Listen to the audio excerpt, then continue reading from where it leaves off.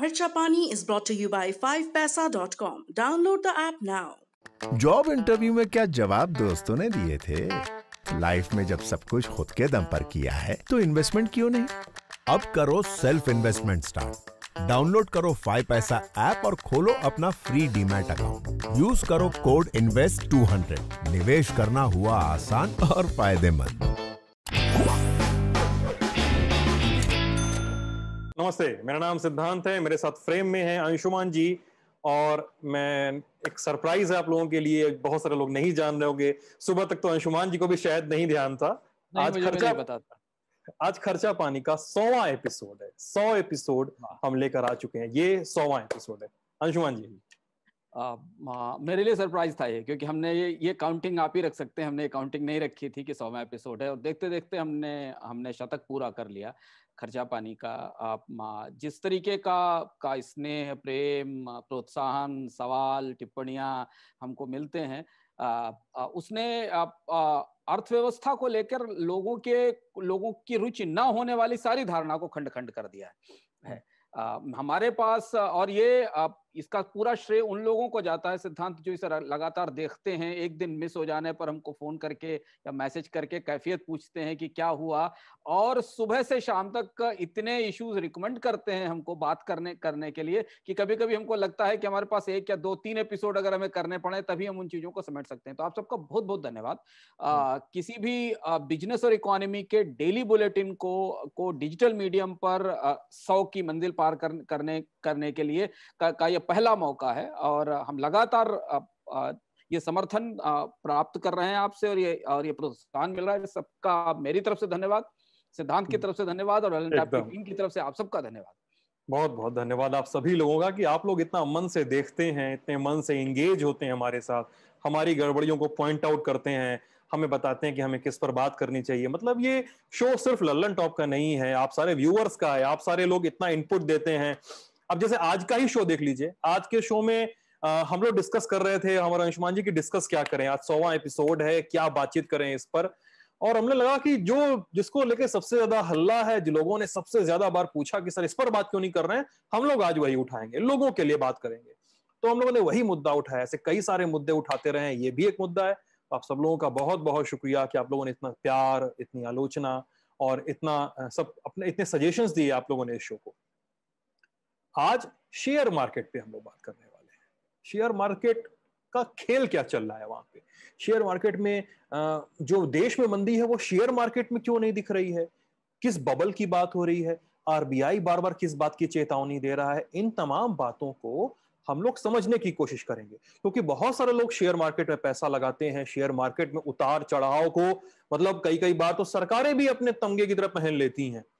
पता नहीं पहनना चाहिए कि नहीं पहनना चाहिए, ये भी एक मुद्दा है।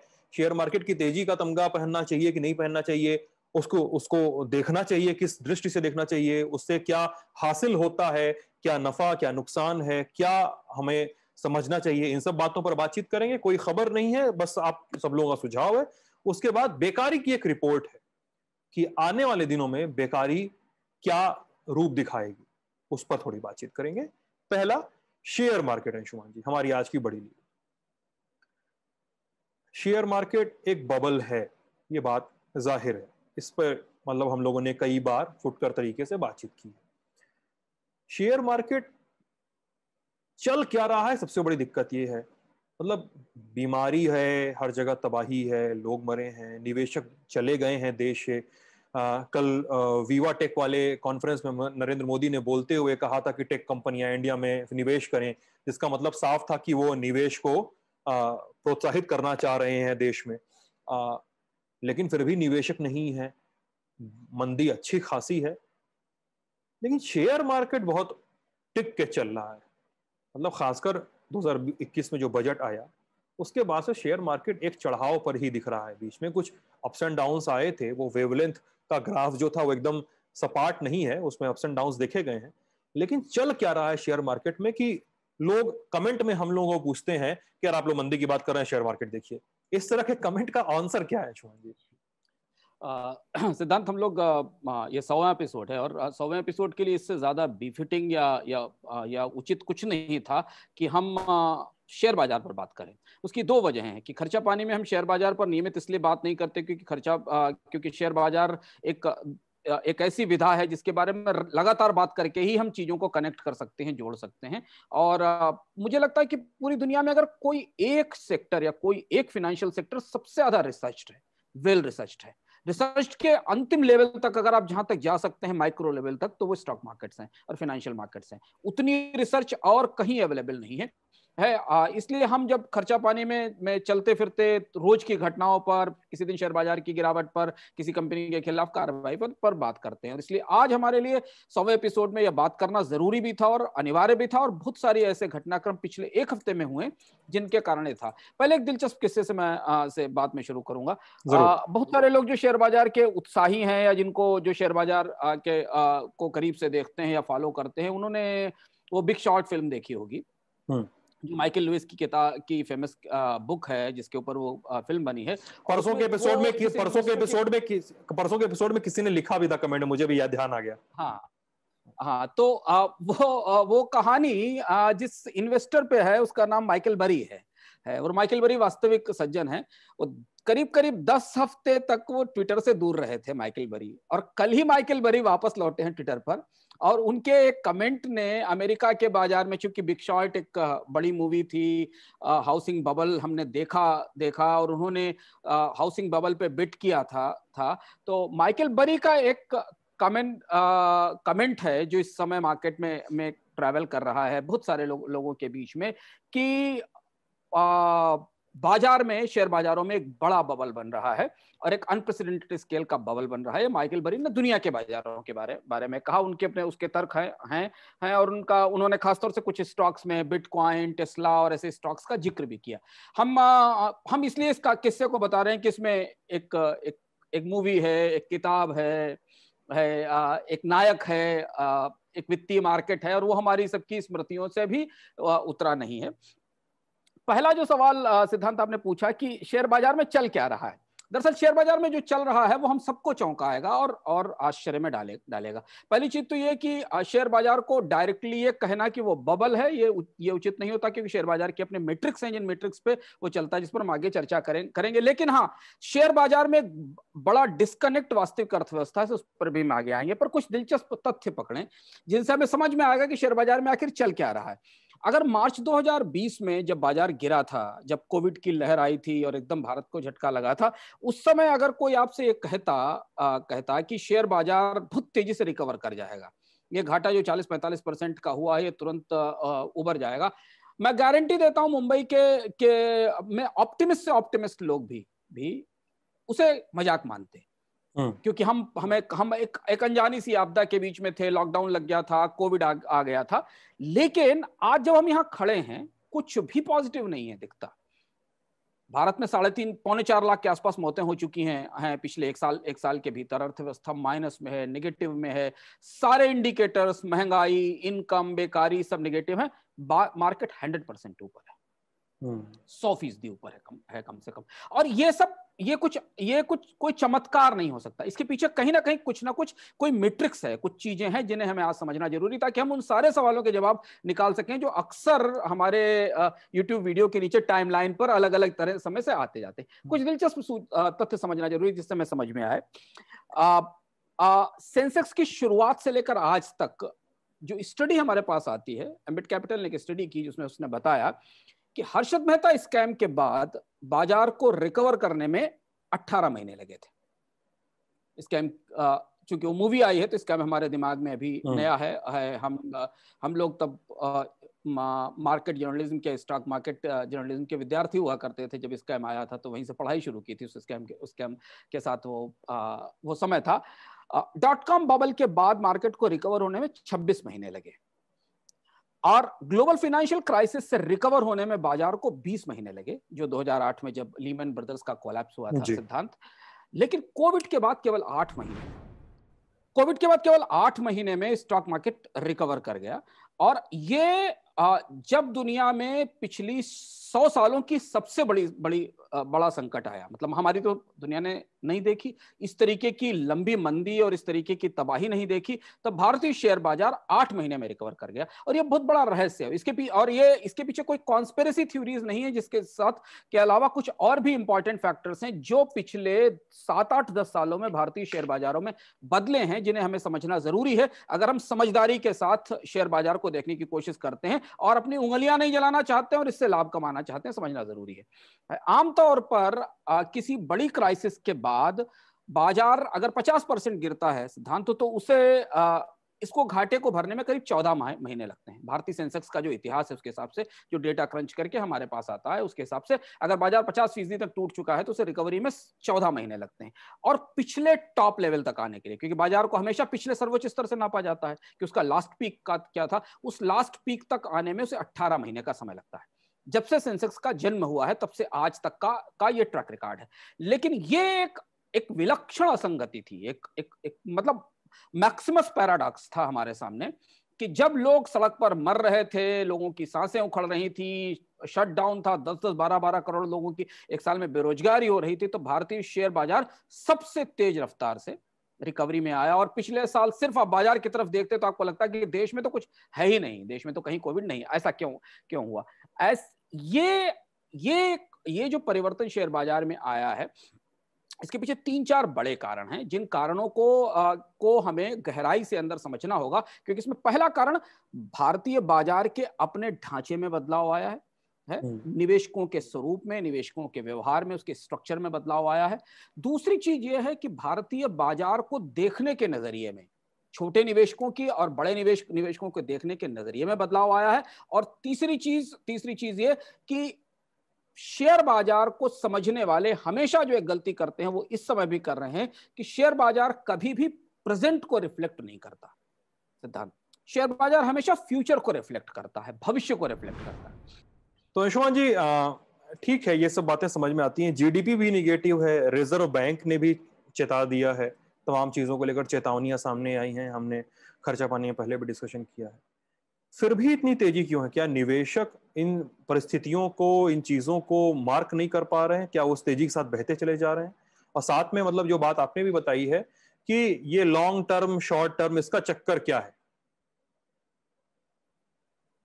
सिद्धांत, जैसे मैंने शुरुआत में कहा ना कि शेयर बाजार को हमेशा अगर हम आज की परिस्थितियों के संदर्भ में देखने की कोशिश करते हैं तो हमेशा हमें एक डिस्कनेक्ट या असंगति दिखाई देती है। क्योंकि शेयर बाजार हमेशा भविष्य की तरफ देखता है, फ्यूचर की तरफ देखता है, और फ्यूचर हमेशा ऑप्टिमिस्टिक होता है। तो बाजार में एक किस्म का सो कॉल्ड ऑप्टिमिज्म बायस हमेशा दिखेगा आपको बाजार में अगर गिरावट भी आएगी, निगेटिविटी भी आएगी, बियर्स भी दिखाई देंगे, तो भी एक मजबूत आशावाद बाजार में हमेशा दिखता है। तो पहली चीज तो है कि शेयर बाजार कभी भी रियलिटीज को, इकोनॉमी की एग्जिस्टिंग रियलिटीज को रिफ्लेक्ट नहीं करता, फ्यूचर की तरफ देखता। अब दूसरी चीज, आंकड़ों और तथ्यों पर बात करें, फैक्ट्स पर बात करें कि आखिर भारतीय बाजार में इतनी भयानक मंदी के बाद, इतनी मौतों के बाद भी ऐसा क्यों हो रहा है, इसका तथ्य समझना जरूरी है। पहली चीज तो ये कि भारत में कंपनियों के मुनाफे जीडीपी के से दोगुनी रफ्तार से बढ़ते हैं हमेशा। अगर भारत में जीडीपी के बढ़ने की रफ्तार सबसे अच्छे दिनों में 7 से 8% के आसपास थी, तो कंपनियों के औसत मुनाफे 12, 14, 15% और कई कंपनियों के उससे ज्यादा बढ़े हैं। तो अगर आप जीडीपी की रोशनी में देखें और जीडीपी माइनस में है फिर भी कंपनियां प्लस में है, तो अर्थव्यवस्था में जितना नुकसान हो रहा है उतना नुकसान कंपनियों को नहीं हुआ पिछले एक साल में। यह बात शेयर बाजार से बेहतर कोई नहीं समझ सकता। ये वो लोग बिल्कुल नहीं समझ सकते जो लोग बाहर शेयर बाजार से खड़े हुए हैं, जिन्हें कंपनियों के नतीजों की, फंडामेंटल्स की या कंपनियों की बैलेंस शीट की जानकारी नहीं, और इसलिए वो हमेशा रियल इकोनॉमी की गिरावट पर शेयर बाजार से वैसी ही प्रतिक्रिया की उम्मीद करते हैं। और इसीलिए जब भी रिजर्व बैंक यह कहता है कि बाजार में बबल है, तो बाजार अगले दिन चढ़कर उनको अंगूठा दिखा देता है। जब भी सेबी के पुराने चेयरमैन कहते हैं कि बाजार तो रियल इकोनॉमी से डिस्कनेक्ट हो गया, तो बाजार में नई तेजी आ जाती है, उनको अंगूठा दिखा देता है। ऐसा क्यों होता है, इसको समझना जरूरी है। पिछला साल भारतीय अर्थव्यवस्था के हिसाब से पिछले 25, 30, 40 साल का सबसे खराब साल था। अगर आप एक तरफ रियल इकोनॉमी का डेटा रखें तो उससे खराब आंकड़े भारत के पास कोई नहीं थे। फिर भी शेयर बाजार की 100 टॉप कंपनियों ने या 100 टॉप शेयरों के मुनाफे 42% बढ़े, 42% मुनाफे बढ़े। 400 कंपनियों के मुनाफे बिल्कुल के रेवेन्यू बिल्कुल नहीं बढ़े, यानी उनकी टॉप लाइन बिल्कुल नहीं बढ़ी, उनकी बॉटम लाइन बढ़ गई। नीचे के जो 100 शेयर थे सूची में, नीचे के जो 100 शेयर थे सिद्धांत, उनकी भी के मुनाफे भी 60% बढ़े, जबकि उनके रेवेन्यू में केवल 6% की बढ़ोतरी हुई।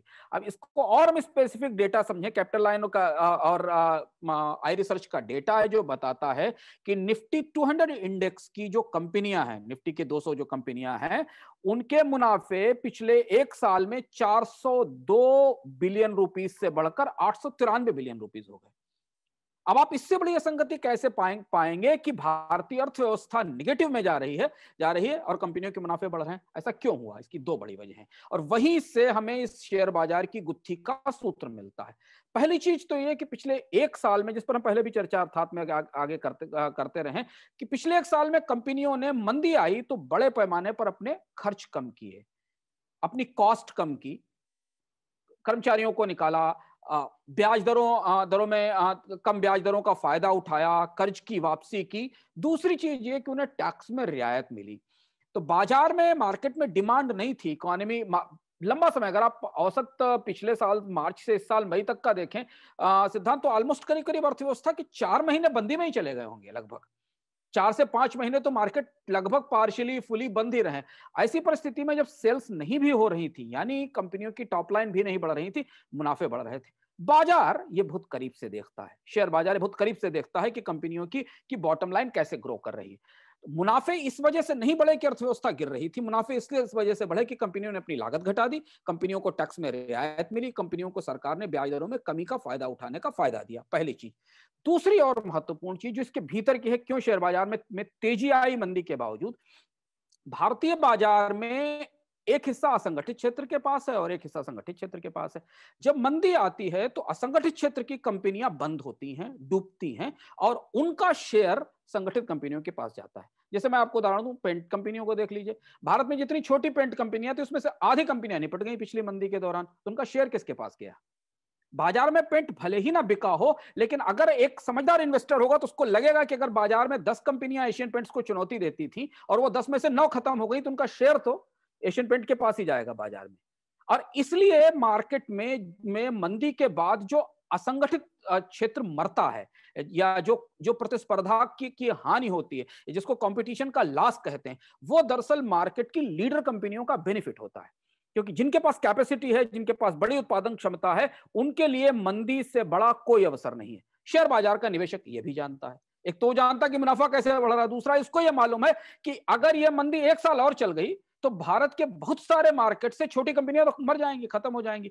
उनका जो मार्केट है, उनकी जो डिमांड है, उनकी जो सप्लाई है, उनका जो कस्टमर है, वो जाएगा कहां? उसकी का कंजम्पशन अगर आधा भी रह जाए, तब भी वो आधा कंजम्पशन उस सेक्टर की सबसे बड़ी कंपनी के खाते में जाएगा। इसको आप बाजार में बढ़ती हुई कंपनियों के खाते के शेयर में बढ़ोतरी से समझ सकते हैं। ये दूसरी चीज ये है, वो लॉन्ग टर्म प्ले, वो लंबे समय का खेल, जिसे शेयर बाजार के निवेशक समझते हैं। इकोनॉमिस्ट जो बाहर बैठे हुए, जो मैक्रो इकोनॉमिस्ट हैं, जो बाजार को, जो रियल इकोनॉमी को देखते हैं, वो इसे समझ नहीं पाते। यह है वो लॉन्ग टर्म प्ले। और इसलिए हमेशा जब मंदी आती है तो उस दौरान कुछ कंपनियों के शेयर इसलिए बढ़ते हैं क्योंकि बाजार की, उन्हें मार्केट को स्पष्ट रूप से दिखता है कि ये कंपनी अगर 10 बंद हो रही तो उसको फायदा आने वाला। अब ये लॉन्ग टर्म प्ले। इसके बाद हम शॉर्ट टर्म प्ले पे आते हैं। बाजार में दरअसल हम रिपोर्ट करते हैं शॉर्ट टर्म, होता है लॉन्ग टर्म। हम रोज बाजार का सेंसेक्स ऊपर नीचे चढ़ते देखते हैं, रिपोर्ट करते हैं, हमारी उससे बेचैनी घबराहट बढ़ जाती है अगर हम बाजार में निवेश करते हैं, हमको दिखाई देता है। पर एक होता क्या है कि दरअसल शेयर बाजार लॉन्ग टर्म का प्ले है। शॉर्ट टर्म तो वो है जो लॉन्ग टर्म में थे और उन्होंने उस दिन आकर बाजार में एक्टिविटी की है। भारतीय शेयर बाजार में इस समय लॉन्ग टर्म में कोई बड़ी चुनौती या बड़े निगेटिव फैक्टर नहीं दिख रहे हैं। इसके बावजूद कि भारत में मंदी, बेकारी, गरीबी बढ़ेगी, इसके बावजूद कि भारतीय अर्थव्यवस्था में और ज्यादा लोग गरीब होंगे, और ज्यादा लोग बेकार होंगे, और ज्यादा छोटी कंपनियां बंद होंगी, लॉन्ग टर्म में जो कंपनियां शेयर बाजार में मौजूद हैं उनका फायदा दिखाई दे रहा है। अच्छा, शेयर बाजार में ट्रेडिंग सारी कंपनियों में नहीं होती, कुछ ही सब कंपनियां ऐसी हैं जिनमें सबसे ज्यादा ट्रेडिंग होती है और उन्हीं में सबसे ज्यादा एक्टिविटी दिखाई देती है। तो इसलिए अगर आप शॉर्ट टर्म से में मार्केट को करीब से देखें, एक छोटा सा मैग्नीफाइंग ग्लास लगाकर, तो हमें दिखता है कि एक इंडेक्स है जिसको हम विक्स इंडेक्स कहते हैं, जो बाजार के तापमान का, दैनिक तापमान का सूचक होता है, इसको वॉलेटिलिटी इंडेक्स कहते हैं। ऐसी परिस्थिति में जब भारत में इकोनॉमी के आंकड़े नेगेटिव आ रहे थे, विक्स जो पिछले साल मार्च में 83% पे था, 83 पॉइंट्स पर था, 83.6 पर, वो 16-17 पॉइंट के पास आ गया गिरकर।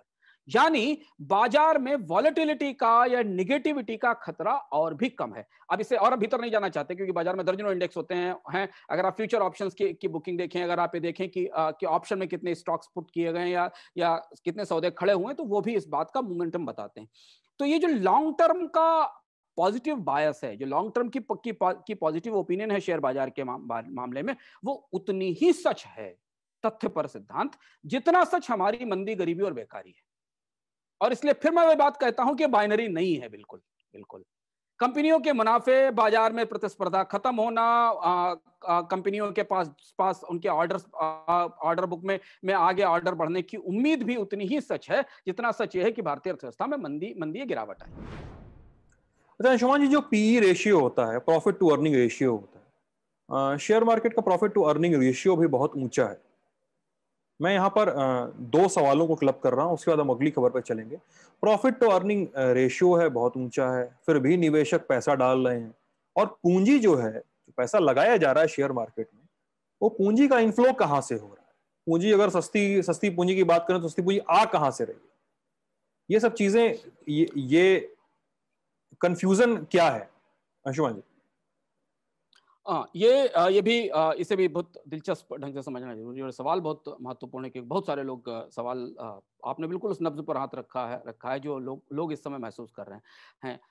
जो शेयर बाजार को करीब से समझते हैं उनको लगता है कि शेयर बाजार में प्राइस अर्निंग या पी रेशियोज ज्यादा है, यानी शेयर बाजार में शेयर महंगे हैं, माल महंगा है खरीदने के लिए। मतलब वो माल जो पिछले साल 50 रुपए पे मिल रहा था, 100 रुपए पे, 150 रुपए पे, 200 रुपए पे मिल रहा है, फिर भी लोग क्यों खरीद रहे हैं? तो अब जब बाजार में तेजी लगातार हम देख रहे हैं और तेज रिकवरी देख रहे हैं, तो प्राइस अर्निंग वैल्यूएशन के बारे में लोगों का नजरिया बदल रहा है।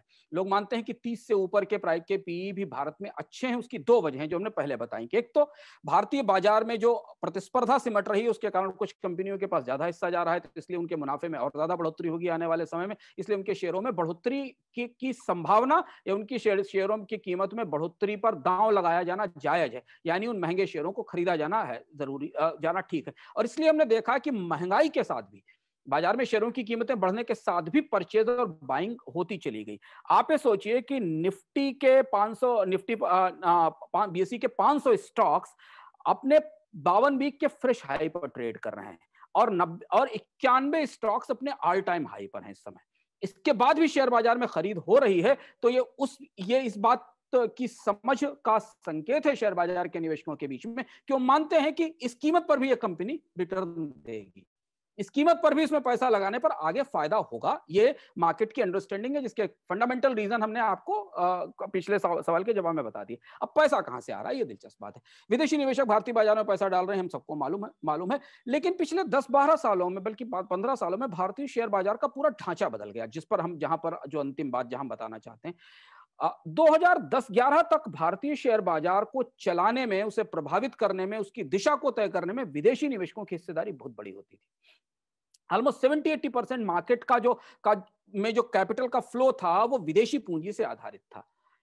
उत्तरोत्तर भारत में निजी निवेशकों ने बड़े पैमाने पर शेयर बाजार में पैसा डालना शुरू किया, और इसमें एक वो जो खामोश क्रांति भारत में म्यूचुअल फंड और एसआईपी के जरिए हुई है, उस क्रांति का बहुत बड़ा हिस्सा है। और उसकी वजह यह हुई कि लगातार आप देखिए पिछले सालों में कई सारे घटनाक्रम हुए हैं, लेकिन शेयर बाजार में जब भी विदेशी निवेशकों ने बिकवाली की है, घरेलू निवेशक खरीदारी करने के लिए सामने आकर खड़े हो गए हैं।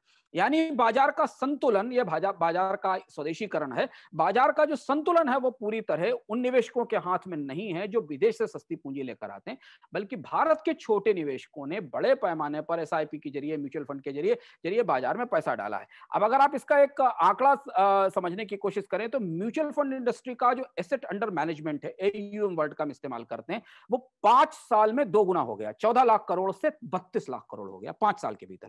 ये 5 साल में पिछला मंदी वाला साल भी शामिल है, इस 5 साल में भारत की आर्थिक विकास दर में गिरावट के भी साल शामिल हैं जो 2016 से शुरू हुई थी। उसके बाद भी म्यूचुअल फंड्स में लोगों का पैसा जाना शुरू हुआ और एसआईपी में लगातार पिछली मंदी के दौरान बढ़ोतरी हुई। अब यहाँ एक और सवाल है जो मैं अपनी तरफ से इसमें जोड़ देता हूं ताकि स्पष्ट हो जाए।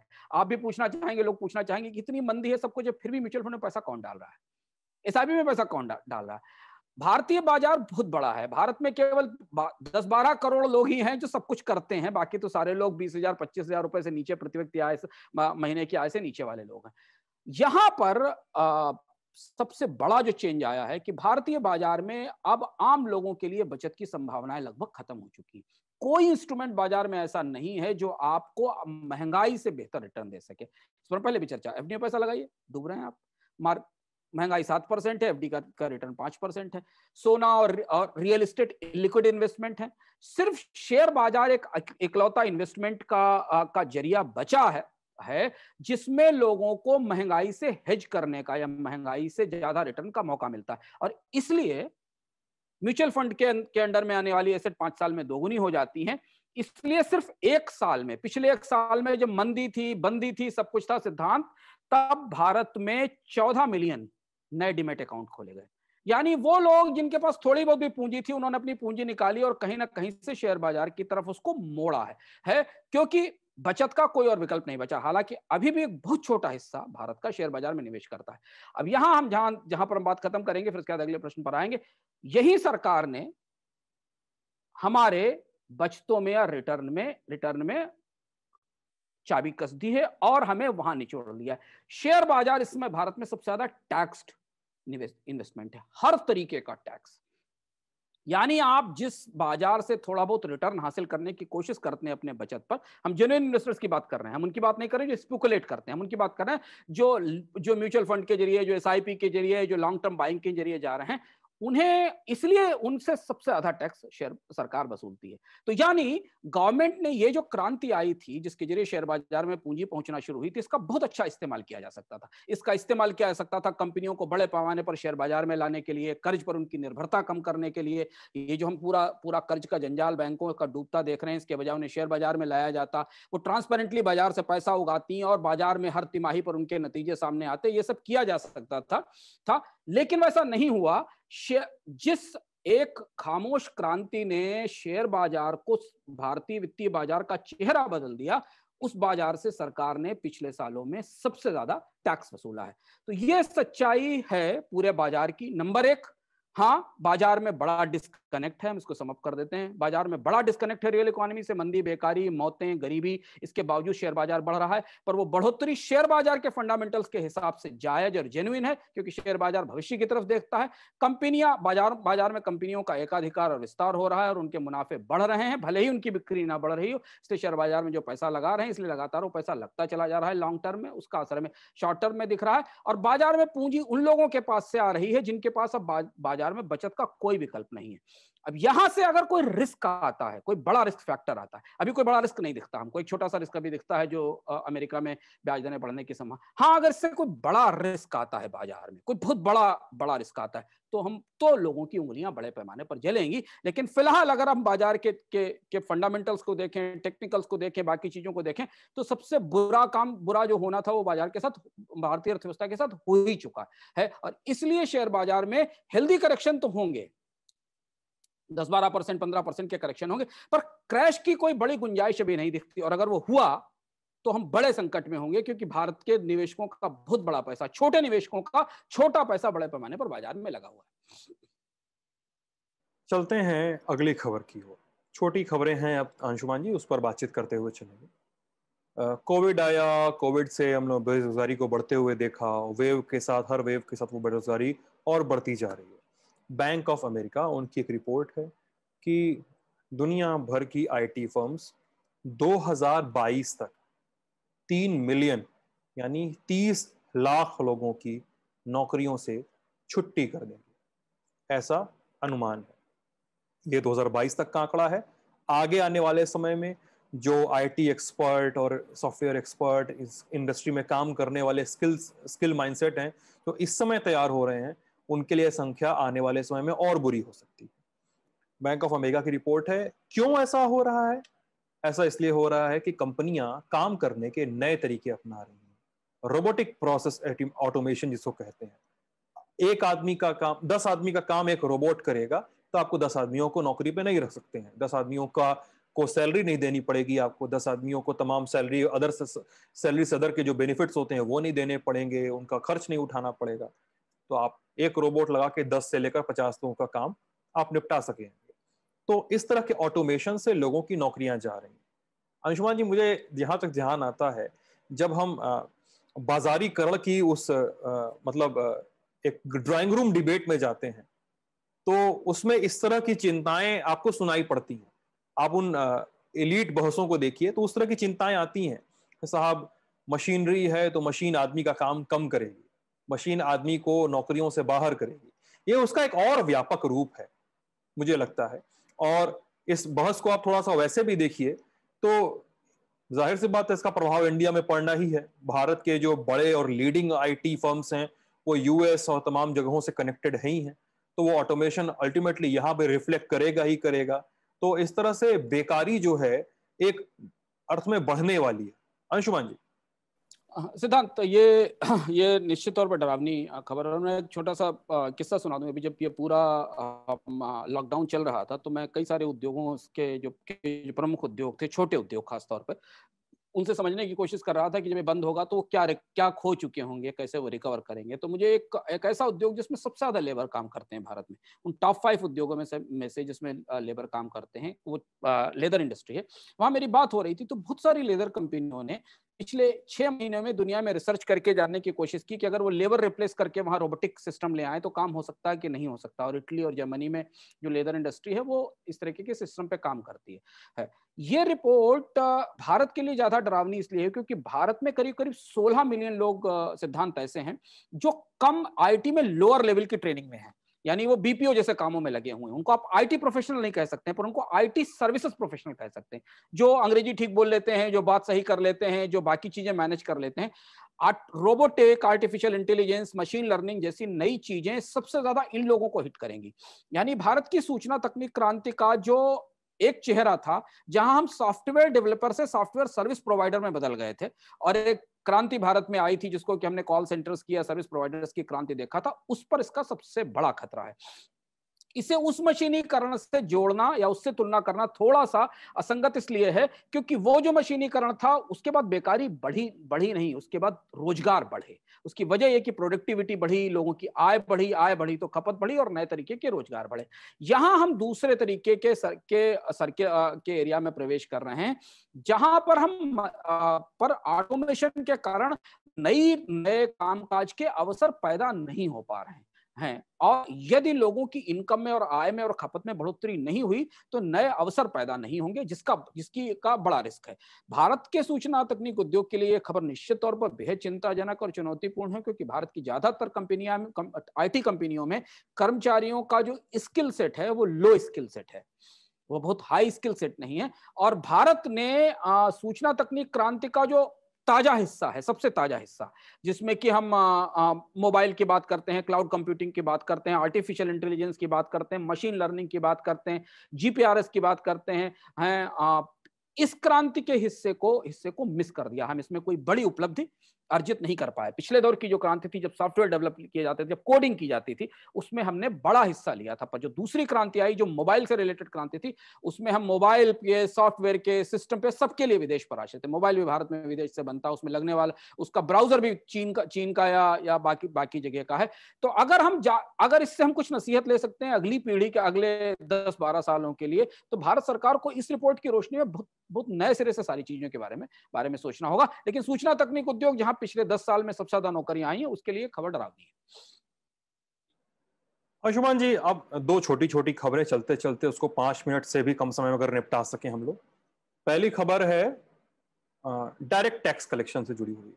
सरकार ने लग रहा है कि अपनी पीठ थपथपाई है थोड़ी, और डायरेक्ट टैक्स कलेक्शन का डेटा आया है कि चालू वित्त वर्ष में नेट डायरेक्ट टैक्स दोगुना होकर 1.85 लाख करोड़ रुपए पहुंच गया। एडवांस टैक्स कलेक्शन करीब 146% बढ़कर 28,780 करोड़ रुपए हो गया। यह खबर आज सुबह से चल रही है, आपकी प्रतिक्रिया इस पर? इसे समझना बहुत बिल्कुल मुश्किल नहीं है। हमने अभी आपसे चर्चा की शेयर बाजार के संदर्भ में, जब भारत में टॉप 200 कंपनियों के मुनाफे साल भर में 2 गुने हो गए तो उनका एडवांस टैक्स कलेक्शन भी बढ़ेगा। एडवांस टैक्स कलेक्शन वो कलेक्शन होता है जो हम और आप पे नहीं करते हैं, कारपोरेट पे करते हैं, क्योंकि वो अपने साल भर के टैक्स के पेमेंट का असेसमेंट करके एडवांस में सरकार को टैक्स दे देते हैं, जिससे कि सरकार का बजट ठीक बना रहे, फिर बाद में सरकार हिसाब किताब करके वापस कर देती है जितना उनके ऊपर टैक्स बनता है। एडवांस टैक्स कलेक्शन की जो ग्रोथ 140% की, वो ग्रोथ हमें इस बात की तरफ इशारा करती है कि भारत में मंदी, बेकारी, बेरोजगारी के बावजूद कंपनियों के मुनाफे बढ़े ये सच है। मैंने भी आपको बताया, मैंने दोनों तरह से बता दिया, स्टॉक मार्केट में revenue, top line bottom line growth का भी अंतर बता दिया और एब्सोल्यूट नंबर भी जो था वो बता दिया। वो सरकार के डायरेक्ट टैक्स कलेक्शन में या एडवांस टैक्स कलेक्शन में रिफ्लेक्ट हो रहा है। इसमें इनकम टैक्स का कलेक्शन और खासतौर पर मिडिल क्लास इनकम टैक्स का कलेक्शन बढ़ने के आंकड़े अभी नहीं आए, वो आएंगे तब हमें पता चलेगा कि वास्तविकता क्या हो, कि वहां तो लोग अपनी 30-35-40% तनख्वाह कटाए हुए बैठे हैं, तो उनके तो टैक्स पेमेंट इस बार पिछले साल से कम हो जाने की संभावना है। तो ये इस आंकड़े का तात्कालिक सच है जो हम इसे समझ सकते हैं। और आखिरी खबर, खाने का तेल बहुत महंगा है, महंगाई बहुत ज्यादा है। सरकार से आशा थी कि साहब आप थोड़ा सा इंपोर्ट ड्यूटी कट करेंगे तो कुछ सहूलियत होगी, लेकिन अंशुमान जी सरकार ने किया नहीं। खबरें हैं जो प्रपोजल था इंपोर्ट ड्यूटी को कट करने का, उसको सरकार ने अभी के लिए ठंडे बस्ते में डाल दिया। क्यों किया सरकार ने ऐसा और क्या कर सकती है सरकार इस पर? ये थोड़ा रहस्यमय है और मुझे इस पर थोड़ा सा चौंकाने वाली बात लगी, क्योंकि अभी एक हफ्ते तक 15 दिन पहले तक सरकार और सरकार के मंत्री और नेता अनौपचारिक चर्चाओं में भी खाने वाले तेल की, किचन की महंगाई पर चर्चा करते दिख रहे थे और उनको लग रहा था कि अगर इंपोर्ट ड्यूटी कम कर देंगे तो थोड़ा तेल सस्ता हो जाएगा। तर्क ये है सरकार का कि अंतर्राष्ट्रीय बाजार में एडिबल ऑयल की कीमतों में थोड़ी गिरावट आई है, यानी जो उनका पीक था मार्च अप्रैल मई, खासतौर से अप्रैल मई में, उससे नीचे आई है, तो इसलिए इसमें गिरावट की कटौती की जरूरत नहीं है। दूसरी चीज ये कि सरकार ये भी मान रही है कि खरीफ की बुआई शुरू हो गई है, 3-4 महीने में खरीफ की फसल भी आ जाएगी, खरीफ के साथ नया तिलहन बाजार में आने लगेगा, तो उसका भी असर कीमतों पर पड़ेगा। लेकिन यहाँ एक चीज समझना जरूरी है कि सरकारें जैसे सोचती, बाजार बिल्कुल वैसे नहीं सोचता है। बाजार में इन्फ्लेशन की एक्सपेक्टेशन एक बार बन जाती है खासतौर से खाने पीने की चीजों की महंगाई जो इंपोर्ट से ड्राइव होती है, जिसकी कीमतों को अंतर्राष्ट्रीय बाजार की कीमतें प्रभावित करती हैं, चाहे वो गाड़ी में डालने वाला तेल हो या पेट में डालने वाला तेल हो, चाहे आपकी कढ़ाई में पड़े या आपकी गाड़ी में पड़े, वो दोनों अंतर्राष्ट्रीय बाजार ड्राइव करता है। तो सरकार इंपोर्ट ड्यूटी घटाकर सरकार ने बाजार में महंगाई बनाए रखने का संकेत दिया है। यानी ये जो इन्फ्लेशनरी एक्सपेक्टेशन खाद्य तेल की कीमतों में बनी हुई है, ये और आगे तक बनी रहेगी, क्योंकि यही एक ट्रिगर था जहां शायद व्यापारी या उत्पादक के डरता कि चलिए अब तो सस्ता तेल आने लगा तो थोड़ी बाजार में कीमतें घटा दी जाए। उसके घटने की गुंजाइश हमें फिलहाल अभी कम से कम खुदरा लोगों के लिए जो रिटेल कंज्यूमर है उनके लिए कम होने की गुंजाइश शायद नहीं दिखाई देती, जब तक कि खरीफ की तिलहन की फसल बाजार में नहीं आ जाएगी। यानी इंपोर्ट ड्यूटी कट ना करें, चाहे बाहर दाम कम हुए हों, चाहे खरीफ की फसल का वेट करें, हमारे रिफिलिंग है, हम 1 लीटर के जो दाम चुका रहे थे वही चुकाते रहेंगे अगले कुछ महीनों तक। बाद में सरकार की हमें बहुत ज्यादा फर्क कीमतों पर मुझे नहीं लगता तत्काल पड़ेगा कोई। तो ये था हमारा आज का खर्चा पानी। आपको कैसा लगा हमें जरूर बताइएगा वीडियो के कमेंट सेक्शन में। अपने सवाल पूछिएगा, सुझाव दीजिएगा, बातें रखिएगा, अच्छा लगेगा। बहुत बहुत शुक्रिया।